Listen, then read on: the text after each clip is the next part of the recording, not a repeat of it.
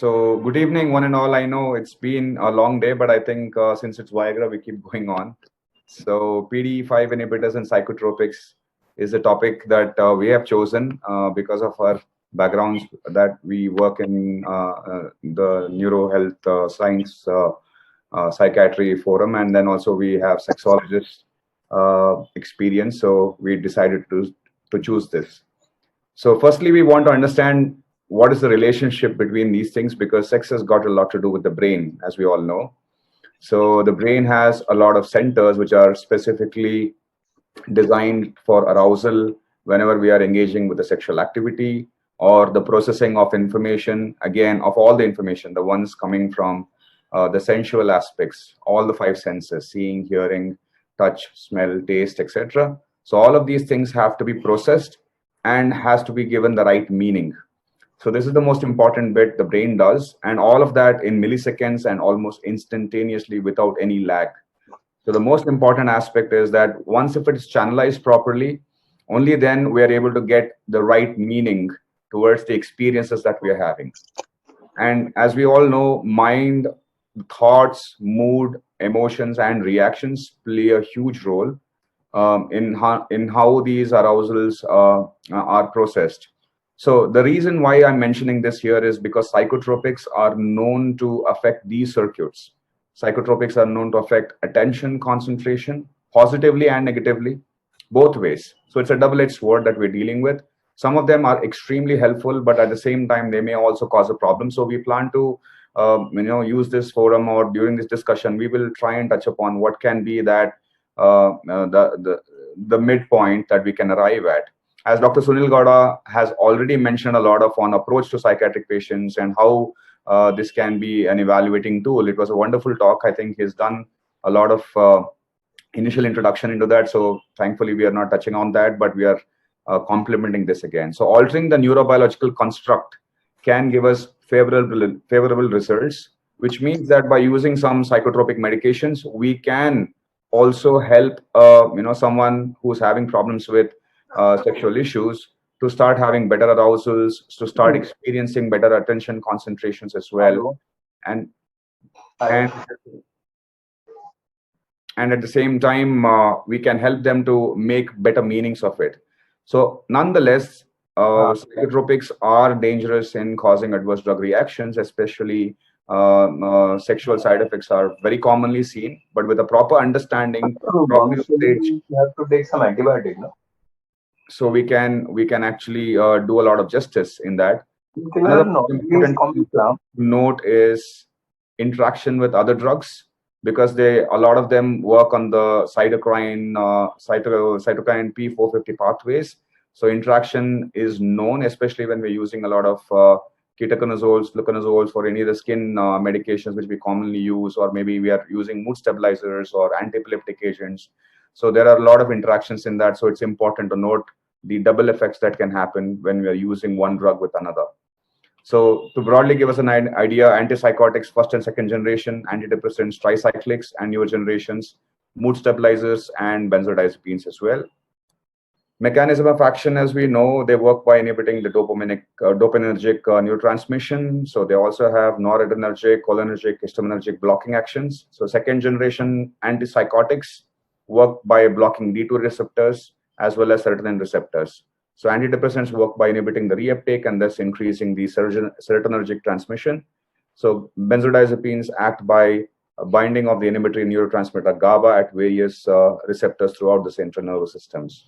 Quickly moving on to antipsychotics, briefly mentioning that the effects of the antipsychotics itself, the side effect profile itself, can affect sexual aspects in many ways. If we look at extrapyramidal symptoms, muscle cramps, tremors, rigidity, akathisia, restlessness, all of these things definitely is not a good recipe for sex.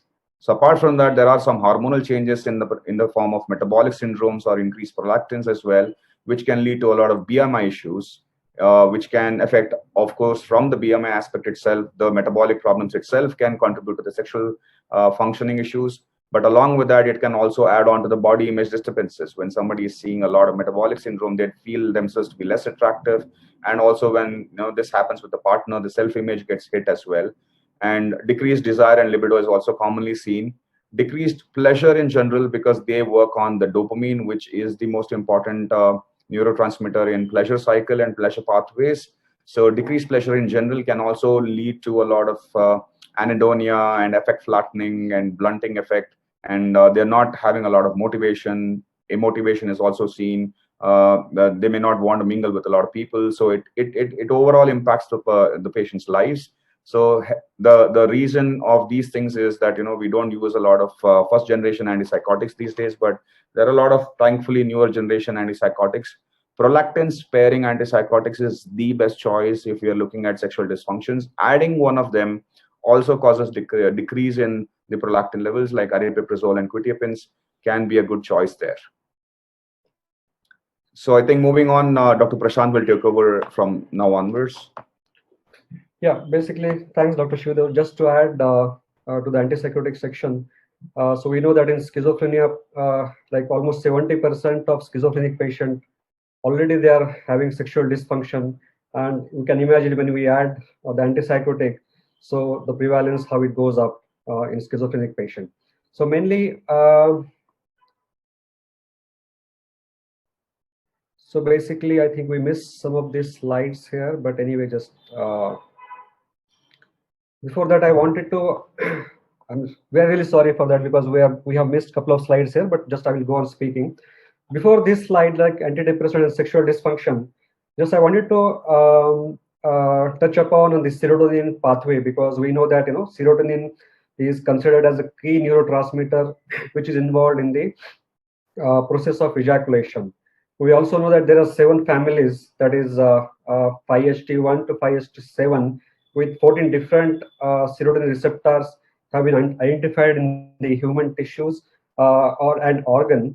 So so among 5HT1 to 5HT7, so 5HT1 and 2 receptors seem to play a key role in ejaculation. And coming back to the serotonin pathway, that mechanism of serotonin, how it causes the sexual side effects in patients.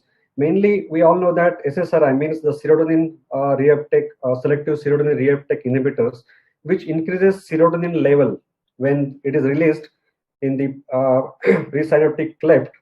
In presynaptic cleft, when the serotonin is increased, so that stimulates basically the postsynaptic neuron, and in turn, which causes the delayed ejaculation.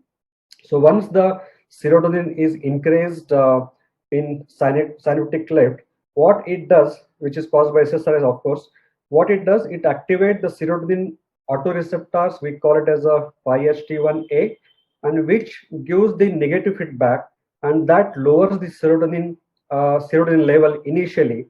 However, once this chronic use of SSRI continues after 1 or 2 weeks, again the autoreceptors are downregulated, and serotonin level increases basically, and causes these all the sexual side effects. So now coming to this present slide, so antidepressant and sexual dysfunctions, the first point which indicates the depression and anxiety disorders. We all know that the people like depression, the people who are diagnosed with depression and anxiety disorders, they are like prone, likely to be obese or having metabolic disorders like diabetes and the hypercholesterolemia and even cardiac issues than general population. So making them more likely to suffer from sexual dysfunction. So already, we all know that depression and anxiety disorders itself and the drug used to treat it both can cause sexual side effects in terms of the desire disorders, arousal disorders, and orgasmic disorders. So now, what are the effects of this antidepressant which we see on day-to-day basis in our clinic? We know that antidepressants can cause the sedation to the patient and hormonal changes. It can happen, even disturbance in, we know that adrenergic and cholinergic balance. It also inhibits the nitric oxide, which increases in turn serotonin neurotransmission, and all of this results in the sexual dysfunctions. But at the same time, though these are the side effects, However, there are certain beneficial side effects we see, that is delayed ejaculation. That's the reason in premature ejaculation, we use the paroxetine, sertraline, the SSRIs like paroxetine, sertraline, and even clomipramine, and which can be treated the premature ejaculation. Now we have seen the common side effects with these psychotropics. Now, how to manage means whoever receiving the patients receiving these medications, we cannot stop suddenly this medication. However, there are certain steps I have mentioned here, so that we can avoid or we can treat the patient effectively, because the compliance is very important here. So because of these sexual side effects, the compliance will be poor and patient can stop the medication, because sexual activity is one of the important aspect of day-to-day activities. So to avoid that poor compliance, we should evaluate patient first. Evaluate in the sense, before starting any psychotropics, we should see whether really already before starting this medication patient has any sexual dysfunctions, and this can be evaluated by giving certain questionnaires. Usually we use in psychiatry, not on day-to-day basis, but specifically a few patients. So where there are different questionnaires, we know that it can be given to patient and they can rate. These are all patient rated scales, and we can get those scales, and then based on the information, we will come to know whether the patient is already having sexual dysfunction, or if it is getting difficulty to rate scale, then direct questions can be asked to patient and get the information whether pre-existing sexual dysfunctions available already before starting any psychotropic medication. So evaluation of patient is very important.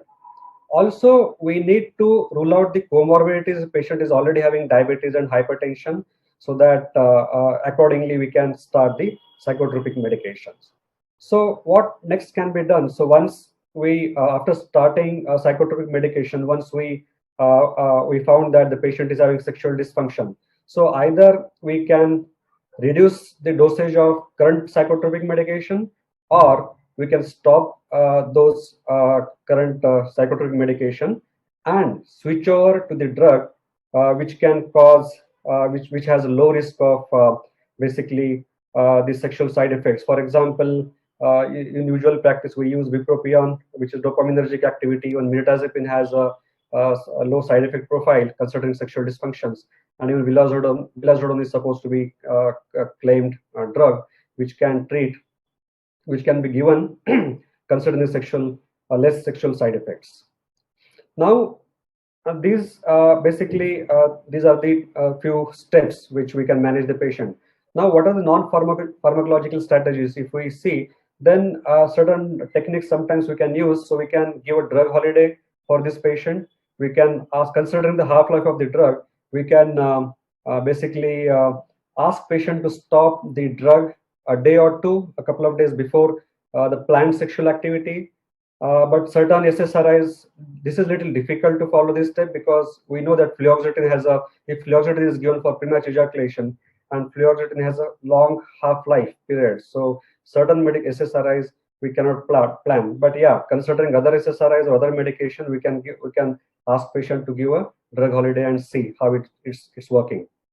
Now coming to pharmacological treatment, so we have seen the previous most of the presentations, they included the pharmacological treatment. So we are not going in detail into this. So, but obviously PDE5 inhibitors can be given. We all know the list of PDE5 inhibitors here, including the effects and side effects.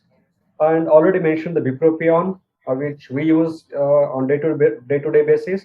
But we have seen that 300 milligram per day, if we use, then only we have seen the effect, specifically the HSDD in females. So because 151, the certain papers, they say that 150 milligram per day is not enough to treat the patient's sexual issues. Mirtazapine, as already mentioned, it can also be used in orgasmic disorder, because it has a less sexual side effects profile. And usually, if SSRI, we know that it causes the loss of libido. So sometimes the transdermal testosterone can be used to improve the desired level. And even sometimes we have used ciprofloxacin, which is antihistaminic drug, It can be used in SSRI-induced sexual dysfunction.